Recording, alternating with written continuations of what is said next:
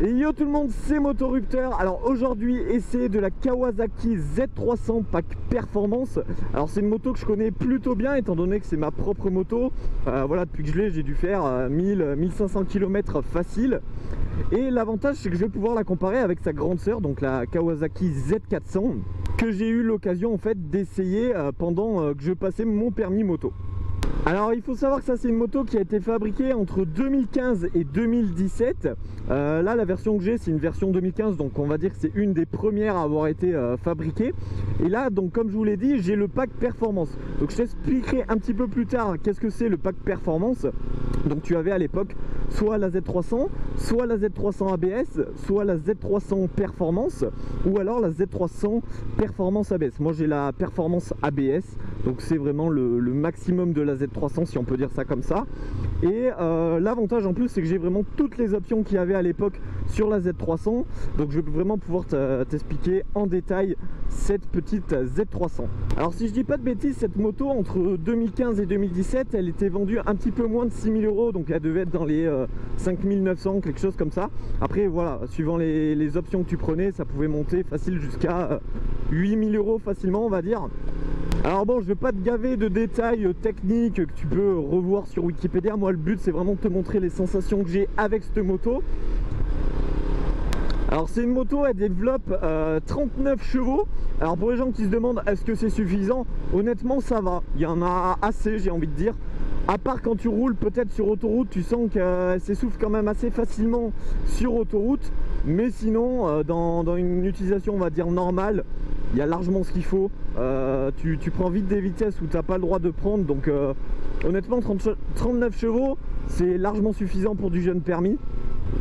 En couple on est sur du 27 Nm de couple.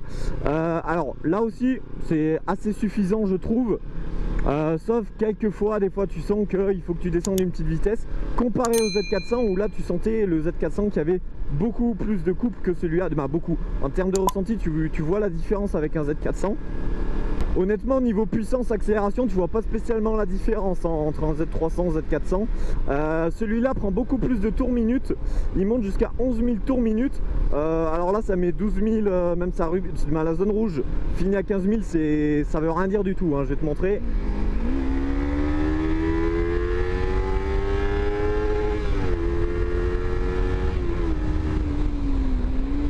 Alors je t'ai dit une bêtise, ça rupte à 13 000 en fait, je t'ai dit une grosse bêtise.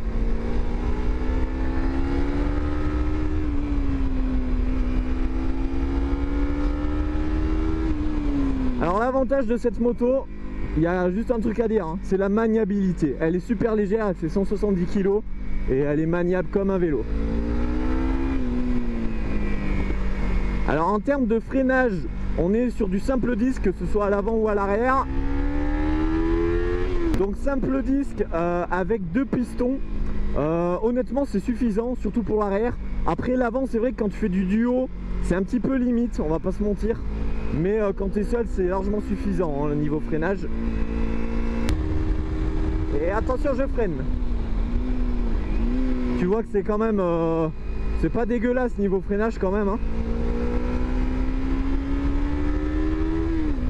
Alors niveau suspension, il est vrai que c'est un petit peu plongeant, c'est-à-dire quand tu freines surtout à l'avant, les fourches sont assez plongeantes, c'est-à-dire que ça bouge pas mal de l'avant, mais c'est même pas désagréable honnêtement. Bon, on va s'arrêter là pour vous présenter un petit peu plus la moto en détail de l'extérieur. Alors oui, là j'ai mis la béquille, il y a la, comment on appelle ça, il y a la sécurité de la béquille sur cette moto. Et voici la Z300 vue de l'extérieur.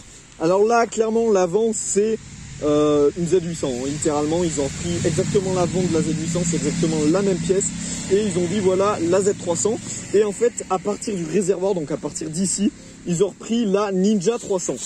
Alors là, comme je vous l'ai dit, c'est une Z300 Pack Performance. Donc qu'est-ce que tu as avec le Pack Performance? Tu as la protection du réservoir, donc avec ça aussi. Tu as les selles Performance. Alors celles-là, c'est des modifiées, c'est des conforts. Elles ont été faites à Lyon. Tu as aussi une bulle performance que tu n'as pas sur les Z normales. Hein. Normalement, tu n'as pas de bulle. Bon, honnêtement, la bulle, elle sert qu'à moitié parce que honnêtement, tu te prends quand même beaucoup de vent dans la figure. Là aussi il y a une petite option, c'est les tampons qui sont quand même pas mal si au cas où tu tombes ta moto. Au final tu bousilles pas tous les carénages de ta moto grâce aux tampons. Ça c'est une option, dis-toi, qui coûte je crois 200-300 € à l'époque, donc c'est plutôt cool de l'avoir. À l'époque l'ABS était une option, donc moi j'ai l'option. Faut savoir que l'ABS ça te fait 2 kg de plus sur la moto, bon c'est dérisoire hein. Et la petite modification que j'ai rajoutée à la moto, c'est voilà, les petits liserés rouges. Comme tu peux voir, ils sont pas posés extrêmement droits, mais j'ai fait comme je pouvais. Et ensuite le gros changement de la Z300 Performance, c'est ici que ça se passe, c'est le pot d'échappement. Donc là tu as un Akrapovic qui chante vraiment bien, il te fait des petits P quand il est chaud, c'est juste magnifique. Et si je peux te donner un conseil, si tu veux acheter un Z300, achète avec cette ligne parce que ça te rajoute un plus qui n'est vraiment non négociable. Alors après, au niveau de l'instrumentation, ça se passe comme ça. Voilà, donc ici tu as on va dire le niveau d'huile, ici tu as le voyant ABS, les deux petits trucs de chaque côté là, c'est les clignotants. Après tu as quoi? Tu as le plein phare, tu as 2-3 petits détails, mais honnêtement c'est vraiment que du détail, on s'en fout un petit peu. Et puis voilà, hein, globalement c'est ça. Donc ça je l'ai rajouté, honnêtement c'est quand même, je trouve ça assez honteux parce que si tu regardes, on va regarder sous la selle. Donc pour décrocher la selle, ça se passe en dessous, ici tu as la petite clé ici. Donc voilà, j'ai enlevé la selle, donc ça se présente comme ça, tu as un petit emplacement pour mettre un cadenas. Achète le cadenas Kawasaki, sinon ça passe pas. Moi j'ai un cadenas beaucoup plus gros, il passe pas sous capot de selle. Donc après tu l'ouvres comme ça. Là tu vois, j'ai rajouté mes papiers de la moto, mais à part ça tu peux rien mettre d'autre. Si tu as quand même fourni avec, je crois que c'est d'origine, hein, une petite caisse à outils, on va dire. Tu as 2-3 petits trucs pour bricoler ta moto au bord de la route. Et là tu te dis, il y a un petit problème. Tu vois, d'origine ce branchement il est branché là-dessus, c'est un pontage, et ça c'est notamment pour l'indicateur de rapport engagé que j'ai rajouté, tu vois. Et d'origine ils t'ont branché ça. Ils se sont dit, on va pas rajouter un rapport d'indicateur engagé, ce qui fait que tu as cette prise qui sert absolument à rien. Et du coup, il a fallu que je le débranche pour brancher l'indicateur de rapport engagé qui m'a pris 2 secondes. Mais le plus long quand tu rajoutes le rapport d'indicateur engagé, c'est de faire passer en fait tout le fil d'ici jusqu'en haut. Donc il faut démonter tous les carénages, ça te prend un petit peu de temps.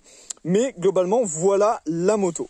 Donc moi ce que je te propose, c'est pas perdre plus de temps, on va direct remonter en selle et prendre du plaisir à son guidon.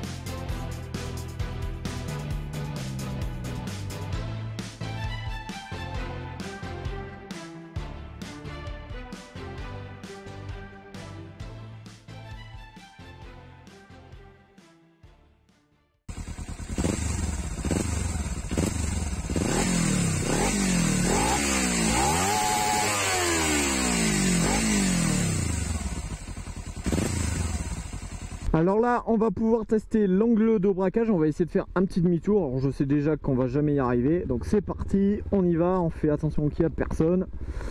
Et tu vois, bon voilà, on est sur un angle de braquage qui est d'une moto, j'ai envie de te dire. Hein. C'est pas ultra bien, mais ça va, ça fait le taf.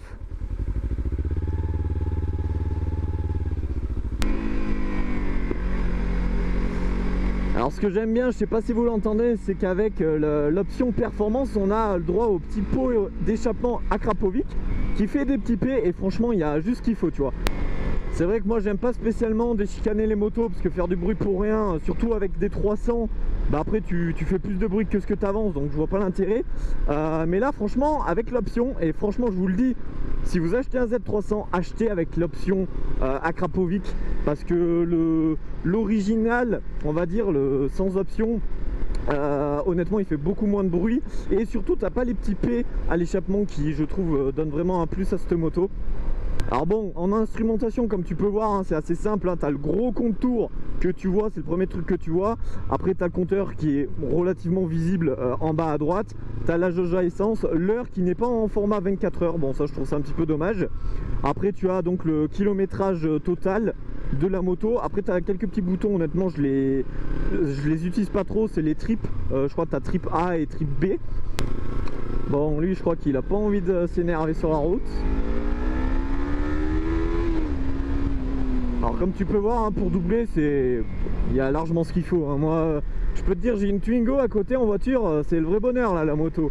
Tu doubles en 2 secondes, c'est vraiment changement de vie total. Et donc là, en face de vous, vous avez le magnifique Puy-de-Dôme, voilà, de ma nouvelle région de Clermont-Ferrand, j'adore.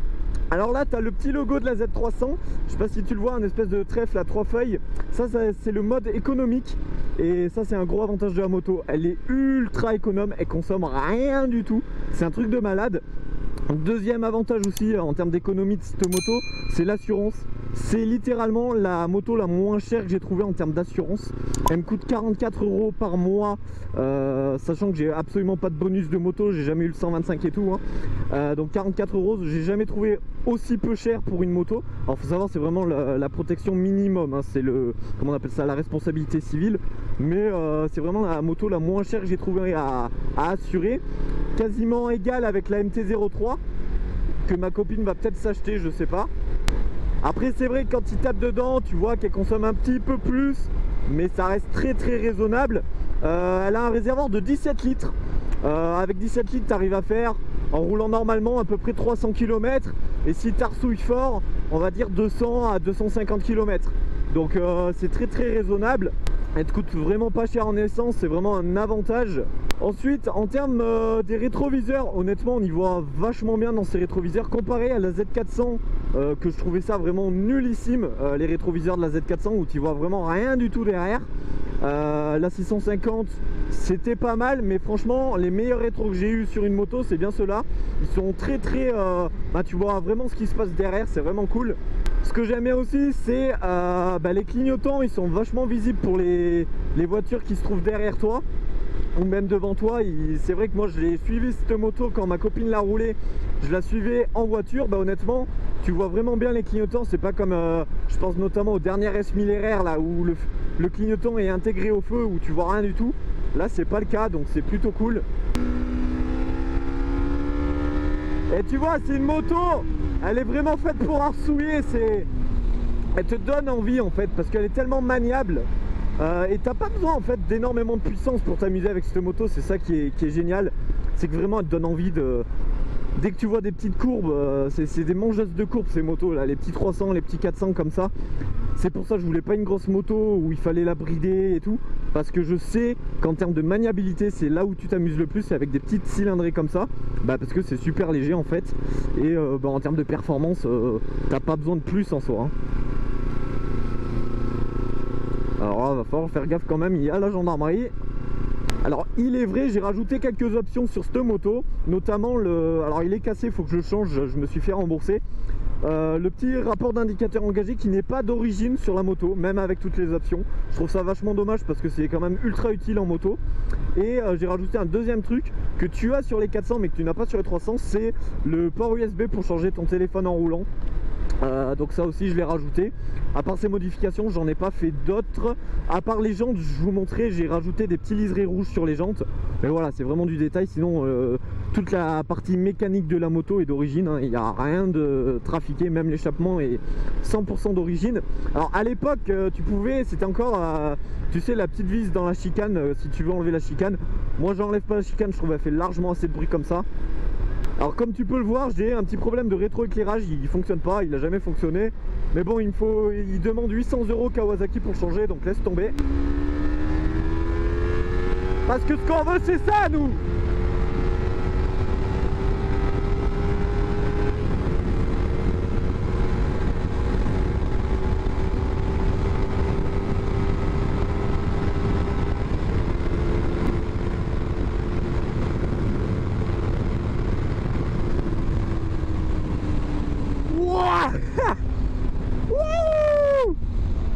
Ok, là je viens littéralement de battre mon record de moto et même mon record de vitesse de ma vie là, pile poil là dans cette ligne droite.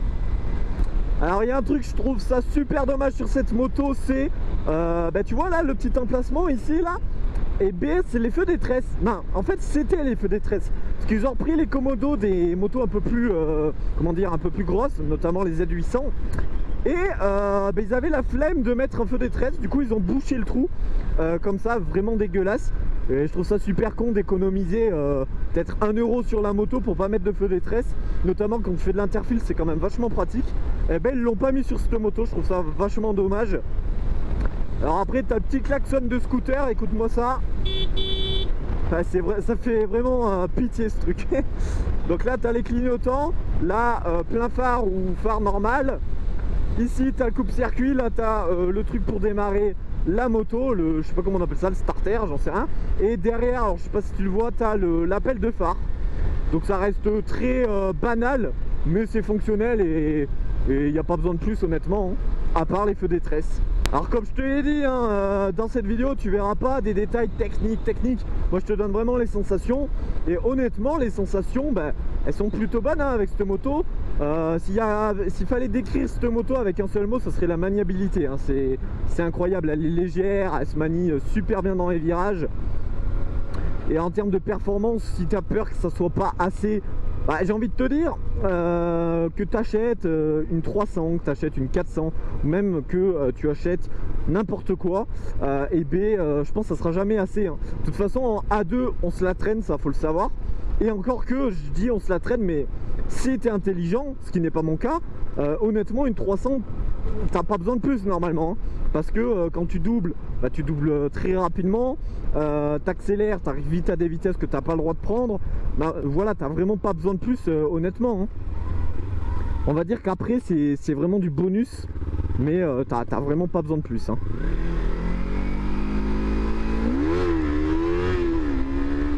Voilà, ça c'est les wheelings que je sais faire, hein, des tout petits sauts de la roue avant. Alors il y a un avantage sur cette moto que j'ai aussi oublié de vous parler, c'est le coût d'entretien de cette moto. Étant donné que c'est un bicylindre en termes de moteur, honnêtement l'entretien de la moto va pas te coûter énormément cher. Là tu vois, dans 400 km il faut que je fasse la révision. Alors là c'est une petite révision chez Kawasaki, donc ça va me coûter moins de 100 €. Et après dans 6000 km de plus, il faudra que je fasse la grosse révision qui me coûtera à peu près dans les 400 €. Donc je trouve que ça reste assez raisonnable quand même, hein, quand tu compares à du 4 cylindres par exemple qui va te coûter quasiment le double.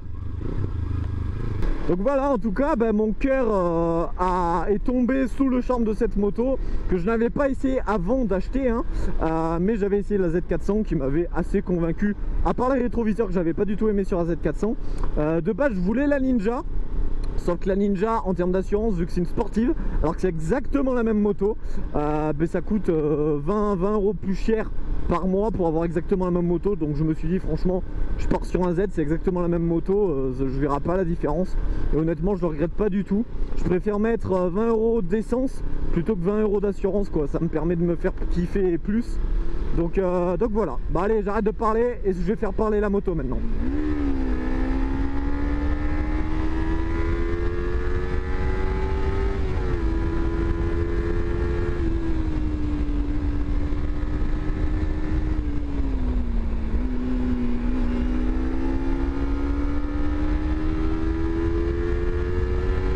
En tout cas, j'espère que cette vidéo t'a plu. Si elle t'a plu, n'hésite pas à me mettre un gros pouce bleu et à t'abonner si c'est pas déjà fait. Et moi, je te dis à très bientôt pour une prochaine vidéo.